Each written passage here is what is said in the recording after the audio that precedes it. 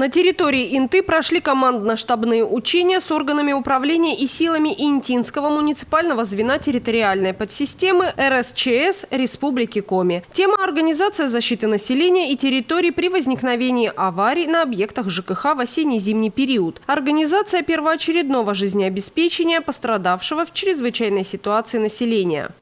В рамках учений в актовом зале городской администрации проведено заседание КЧС с руководителями всех предприятий, социальных учреждений и спецслужб. Организована проверка готовности их обеспеченности техникой, личным составом и имуществом. Отработаны вопросы по проведению аварийно-восстановительных, спасательных и других неотложных работ по ликвидации последствий в результате повреждения сетей электроснабжения, холодного водоснабжения и магистрального трубопровода теплоснабжения. Цель нашего визита – это посмотреть действия органов управления сил по ликвидации чрезвычайных ситуаций, последствия этих чрезвычайных ситуаций, как организована работа. Выбрали вводные, скажем так, не случайно, уже отопительный период начал. Хорошо, что погода такая позволяет еще погреться, но тем не менее. Будем смотреть готовность муниципального звена, Интинского муниципального звена РСЧС к ликвидации аварий на объектах ЖКХ и энергетики. В рамках учений поступило несколько вводных, согласно которым в течение 3 суток ожидается сильный северный ветер порывами до 25 метров в секунду и понижение температуры воздуха до минус 17 градусов. В связи с неблагоприятными погодными явлениями на территории Инты прогнозируется нарушение электроснабжения и аварии на объектах жилищно-коммунального хозяйства. Ресурсникам, спасателям, полицейским и медикам необходимо на практике оперативно разработать ряд мероприятий по недопущению возникновения чрезвычайной ситуации на подведомственных объектах. Проверить наличие и готовность собственных сил и средств, личного состава, техники для предупреждения и ликвидации возможных последствий опасных метеорологических условий. В 9:03 была запущена система оповещения ПВР-4 USB по списку номер 10. Система отработала за 8 минут 47 секунд, оповещено 22 абонента. Далее был запущен список номер 7. В 9:13 в течение 17 минут 32 секунд было оповещено 51 абонент. Значит, это диспетчерские службы и руководители организаций города. Сбоев в работе технических систем не было. Оперативно дежурный работал согласно разработанного регламента. Создано 6 пунктов временного размещения.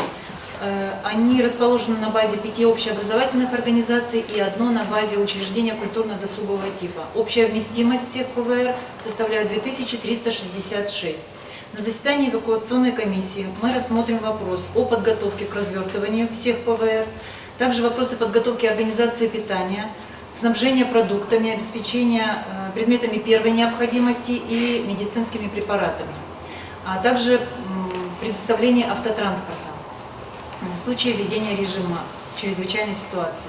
В 11 часов поступила вводная о возникновении чрезвычайной ситуации. Произошел порыв на сетях холодного водоснабжения. Повреждена стальная труба диаметром 200 мм. Без питьевой воды остались 14 многоквартирных жилых домов, в которых проживает 1450 человек, из них более 500 детей. Из-за аварии приостановлена работа в школе номер 8 и детском саду «Рябинушка». Специалистам необходимо определить место утечки, провести ремонтно-восстановительные работы и организовать подвоз питьевой воды.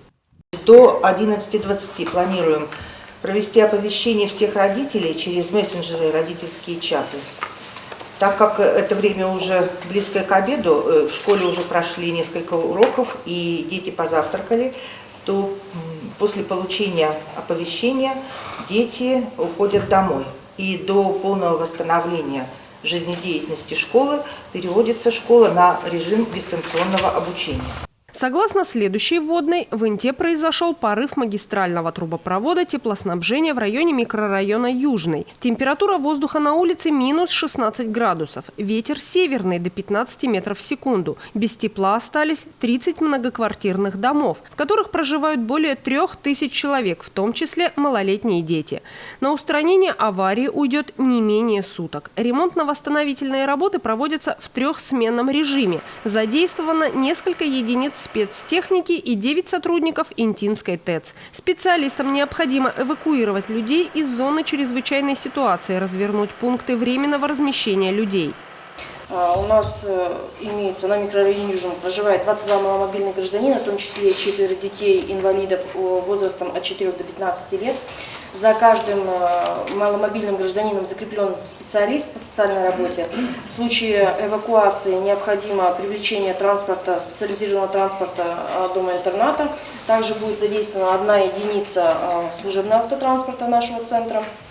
За каждым маломобильным гражданином закреплен специалист по социальной работе. В случае эвакуации этих граждан в пункты временного размещения каждый специалист будет на постоянной основе до момента прекращения чрезвычайной ситуации оказывать весь спектр необходимых социальных услуг таким маломобильным гражданам. Помимо этого будет задействован в работе психолог отдела социальной помощи семье и детям, вообще для всех граждан, которые будут находиться на пункте временного размещения, и психолог, второй психолог именно для маломобильных граждан и их родственников. Помимо этого мы можем принять у себя детей-инвалидов дополнительно в наш центр размещения несовершеннолетних детей, где точно так же будет оказан полный спектр услуг. После окончания работ диспетчер района тепловых сетей оповещает начальника смены электростанции, диспетчера ДДС, диспетчера управляющей компании до окончания работ. Начинают заполнять теплотрассу и подключение потребителей совместно с персоналом района тепловых сетей и управляющей компании. С последующим выходом на тепловой график и восстановлением нормального режима тепловых сетей. Доклад закончен. Еще одна чрезвычайная ситуация произошла из-за инцидента, связанного с отключением электроснабжения. Места обрывов проводов не определены. Без света остались объекты здравоохранения, образования и социальной защиты. Людей необходимо снабдить питьевой водой, горячим питанием и сухпайками. Несколько зданий должны быть подключены к резервным источникам электроснабжения. Переход на резервный источник у нас происходит автоматически при выключении электроэнергии. Обеспечены МИРа-24А корпус акушерско-гинекологический, где размещены психиатрическое отделение, женская консультация и родильное отделение, и МИРа-10, где расположены все основные стационарные отделения: терапия, хирургия, реанимация и травматология. В ходе учений все задействованные службы и ведомства, предприятия и социальные учреждения смогли проверить слаженность и взаимодействие друг с другом. В завершении командно-штабных учений специалисты подвели итоги.